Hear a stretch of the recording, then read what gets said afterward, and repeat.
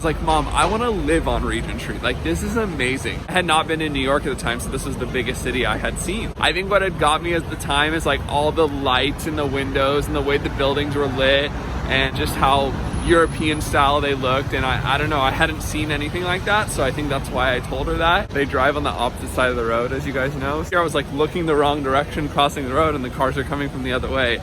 Kind of dangerous. So 3 years ago, I took a picture of my girlfriend in Paris and my life forever changed. Fast forward to today, living in a different city every month, our lives are anything but conventional. Maybe it's crazy, maybe it's foolish, maybe it's Maybelline. All I know is our adventures have become one big movie. Come along with us as we travel the world, documenting our stories one passport stamp at a time. This is Captain Castor Vlogs. So basically the center of Oxford Circus is where Oxford Street meets Regent Street. That's kind of like the centralmost point. That's where like the tube stop is, the bus stop is, where like you want to go to start in Oxford Circus. This was kind of the first place I came to London where I was like, wow, this is like legit London. Like the big buildings, the lights, all the shops, all the people, just kind of like what the vibe of London is. You really get it here. Regent Street is known for its like Christmas lights. During the Christmas time, all the lights, they actually have the setup above me right now. It's not lit up.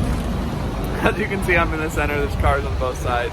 But basically what I just crossed was like the most craziness of Oxford Circus. And then from here you can go to like pretty much anywhere in central London. It's all pretty close and walking distance available.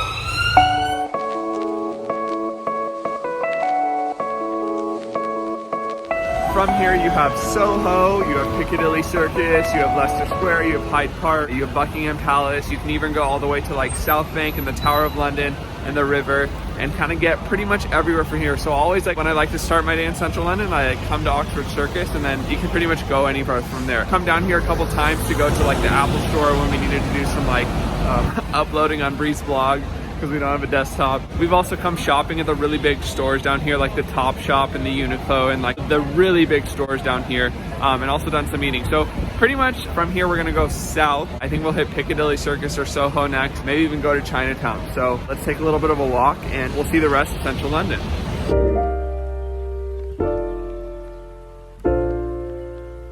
I have to say, like, even though it's so much chaos, a lot of the European countries with the driving, these drivers are amazing. I feel like in America, if you were to get that close to cars or have these big buses go in between these small roads, it just would be like chaos in America. But here it's like controlled chaos. Everyone's normal with it and I'm cool with it, but such a different vibe, man.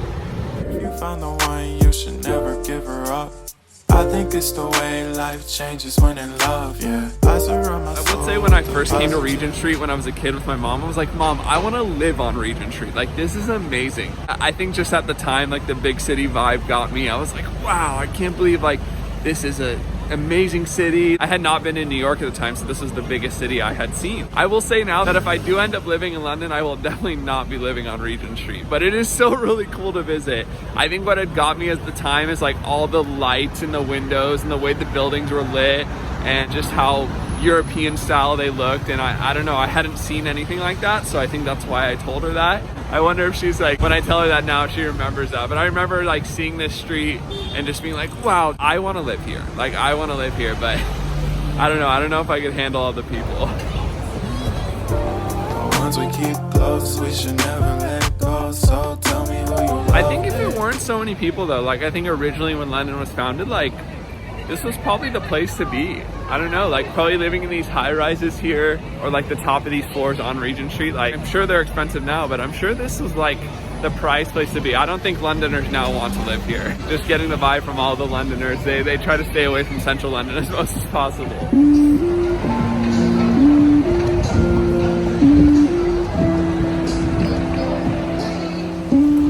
One thing you want to be careful of as an American in London is they drive on the opposite side of the road, as you guys know. So when you're crossing the street, you need to know which way to look. Like you don't think about that. You're like, oh, I'm not driving, I don't need to worry about that. But like literally the first couple days here, I was like looking the wrong direction, crossing the road, and the cars are coming from the other way. Kind of dangerous. So make sure you know which way. It's on the left side of the road. So make sure you're cautious about that when you're crossing the roads. I'm a professional now. I've been here for 20 days, so I'm considered like a local Londoner.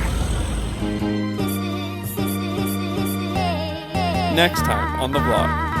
Okay, so we're almost to the end of Oxford Circus, like going down Regent Street. I think we're gonna hit like Piccadilly Circus soon, maybe like Soho and that kind of area. I think I'll like take you guys all the way to like Covent Garden and the South Bank, just kind of hitting all the main spots for you guys. They're my favorite spots, so might as well take you to them. They're pretty sick.